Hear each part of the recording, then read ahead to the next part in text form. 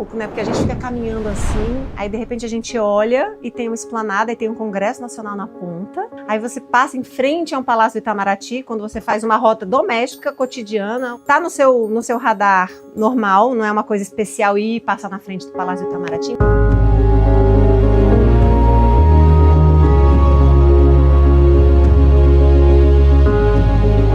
Palácio aqui é de uma beleza, de um equilíbrio que eu considero a melhor obra da arquitetura do Niemeyer em Brasília. Não é por acaso que as excursões turísticas de estrangeiros, né, gostam muito de vir ao Itamaraty.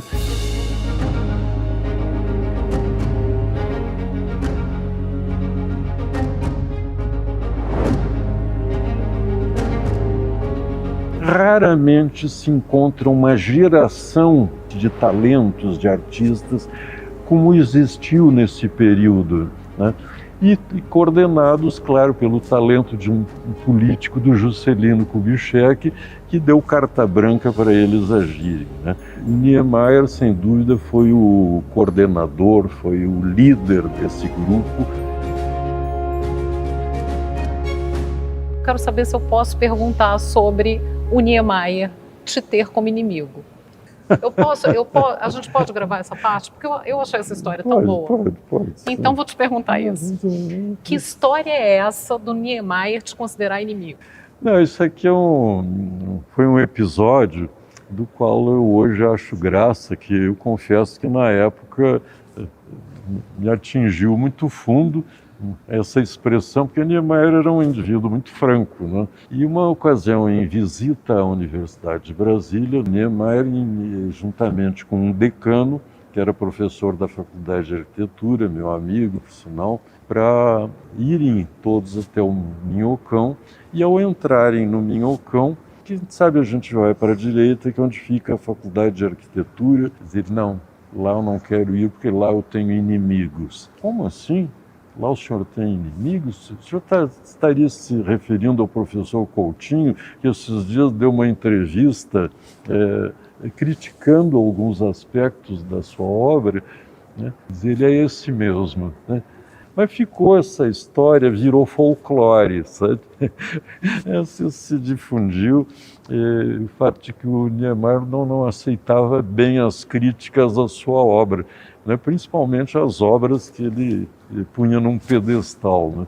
Então essa história, que no primeiro momento me causou surpresa, eu hoje conto com orgulho, né? Porque não é para qualquer um ser inimigo do Niemeyer. Inimigo entre aspas, diga-se de passagem, né? Porque essa inimizade nunca se concretizou.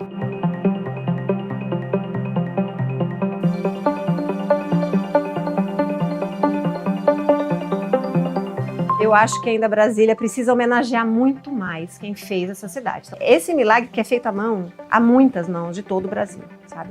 Então toda vez que eu vejo aquela coisa, Lúcio Costa, Niemeyer, JK fizeram Brasília, eu olho para essa cidade e eu vejo o Brasil inteiro envolvido nesse milagre. Eu acho que Brasília realmente é um milagre e é um caso, para mim, da arquitetura, do urbanismo, é um grande estudo de caso, é um grande laboratório para a gente poder ter sempre coisas para estudar, para pesquisar e comparar com outras cidades também. O que você espera para essa Brasília do futuro? Eu lembro até que há 50 anos atrás, Brasília tinha 14 anos de existência e nós já nos preocupávamos com essa pergunta. E uma das conclusões a que chegou é que esta Brasília de hoje não é mais aquela Brasília de 1974. A Brasília de hoje é uma outra cidade, né? É uma cidade de 4 milhões de habitantes, se somar o que está fora do Distrito Federal, que também faz parte de Brasília. Brasília hoje, se tem 4 milhões, podemos esperar no futuro uma cidade de 6 ou 8 milhões de habitantes, né? Não se sabe quando exatamente, depende do ritmo de crescimento, que é variável, né? Mas será uma cidade seguramente maior do que é hoje.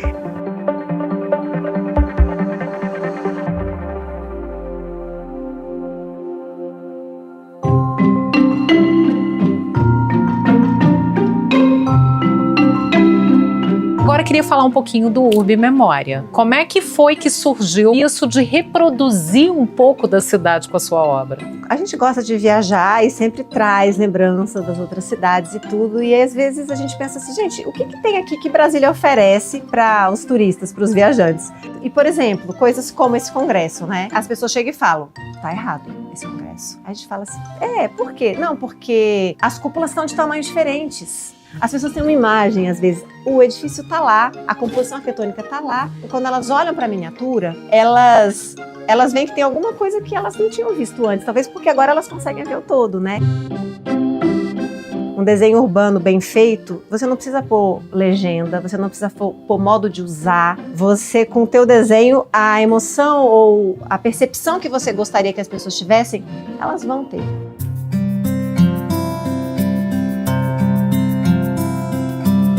Queria saber agora um pouquinho sobre como foi a sua relação com o professor Coutinho. Ele foi seu professor na UNB? Sim. Dava aula de quê? Como é que era? Como é que era ele em sala? Ele dava aula de Brasil, Colônia e Império. E aí eram slides, né? Então, acho que eu nunca falei isso pra ele. Era uma bandeja de slides, aqueles slides antigos que você ficava passando assim. Então, ele colocava os slides e ele começava a aula dele, muito elegantemente, porque ele é muito elegante, apoiado assim na mesa onde estavam os slides, dizendo assim, hoje nós vamos falar sobre tal coisa.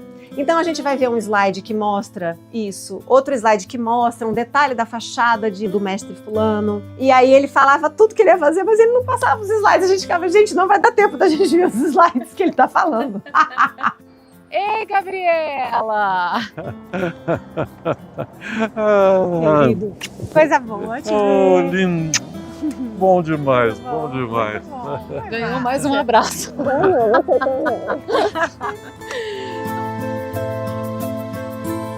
Se encontrar com o Coutinho é sempre uma alegria enorme. E é assim, eu olho para ele e falo, gente, eu quero ser como ele. Eu quero ser uma pessoa que vive a cidade, que encontra as pessoas, que troca, que ouve, que conversa. Ela é muito gentil. É uma alegria muito grande. Toda vez é um prazer enorme encontrar com o Coutinho.